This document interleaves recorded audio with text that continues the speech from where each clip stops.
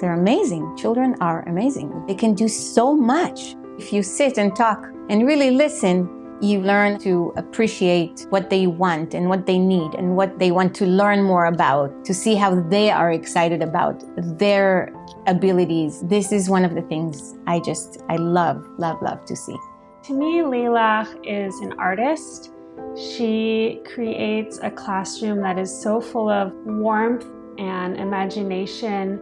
She sees the spark in each person, and she really inspires them to love Judaism. Everything is connected to Judaism, of course. It's not something that you can separate.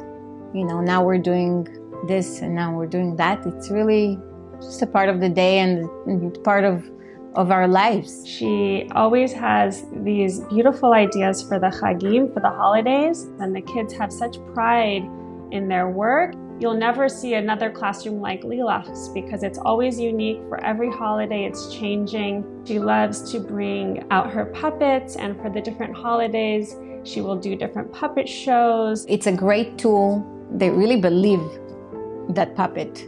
And when the pandemic started and we were on Zoom, I brought those puppets the kids are already familiar with. And when they saw them on Zoom, they were so excited. She reenacts Shabbat with the puppets and does different songs with the puppets, and she gets the kids singing. Laura Lilach had so much to do to bringing that joy of celebrating Shabbat into our home, and it's a beautiful thing. I just love it. I love waking up in the morning and going to school and seeing those beautiful faces, and I just love what I do.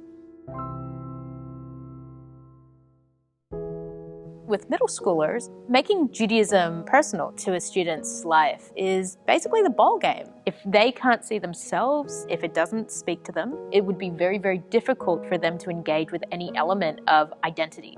And that is essentially what I do, building and really strengthening that element of Jewish identity. I was in a place where I was kind of rebelling against Judaism. I didn't want to be a part of it. I was over it. It was a time at which I felt conflicted. They're going to rebel at this point because they are, for the most part, being told certain things that they have to do. The ability to empathize with them and realize that they're going through some big things is really, really important. I felt incredibly supported and like she cared for me as a person rather than just a student. And that foundation of respect and care and support was what made it possible for her to be a mentor in my life. When the latest uptick in violence happened in Israel and Palestine, Samara reached out to me to say, I'm really confused. I now have friends challenging me in terms of my Judaism, in terms of my relationship to Israel. What do I do? Having a different opinion than friends who I'd always agreed with, feeling like my politics were suddenly wrong, was scary for a moment. She understood so specifically what I was going through, and she just facilitated a group where we could support each other and our ideas and learn and move forward. I saw Samara really genuinely come into her own, really owning who she is as a Jew, as a proud Jew. As a young woman who's ready to take on the world and who is very, very aware of who she is. I would like to think that all of my students know that they can have that sort of relationship. It's a huge privilege. I think it's really beautiful how I've, found ways to incorporate Judaism in my life and, really found such a love for it and a love for my culture, and it feels like something that belongs to me. This is the best measure of knowing that I've done what I needed to do as a Jewish educator. Jewishness to me is a wholeness. Almost anything we do in the Jewish tradition is about the collective. So my role as an educator goes beyond just working with the student. When a kid's getting ready to have their ceremony and is growing up, I ask students to pick someone from their life to help them write their Devar Torah. And then I train those family members how to work with their student.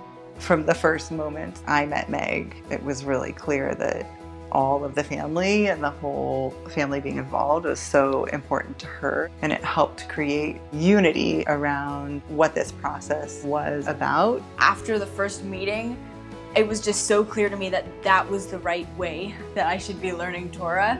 I ended up bouncing ideas between Meg and my grandma, and we all took turns giving it different interpretations of things. They're like exchanging ideas and thoughts about life, and what a beautiful thing to have an elder that my child gets to do that with. You end up creating pivot points for all sorts of people around this child's simcha. There's the sense that they're carrying on something. It's something that makes them bigger than themselves. It's so clear to her that this is like the juice of life and that there can be so much more to come out of those moments. Watching her and her family all together, watching her mom sing to her, watching the grandparents, I just felt awe. Immense awe. Really feeling our family completely envelop her and witness her. I felt so deeply supported by Meg's vision. It was definitely one of the best experiences of my life. You really get the sense it was theirs. It was their Judaism, the emotion and the connection. This is what traditions can look like when the family really does it together. When my Omanut students come into my classroom, they recognize it as their own studio space, their space where they learn to love Judaism through the lens of art. I started being one of Heather's students when I was in 3rd grade, and ever since then, Heather and I have had an amazing connection and relationship. She is so passionate about this whole artistic side of Judaism, and she reflects that in everything she does. I love to teach my students about Israeli art and Israeli artists, because to bridge that gap that Israel is far away but not really so far away is really amazing. Each week I choose a different Jewish artist to put up on my whiteboard, and it coincides with the work that we're doing. There are photographers, there's painters, there's steel workers. I want to show them how many Jewish artists there are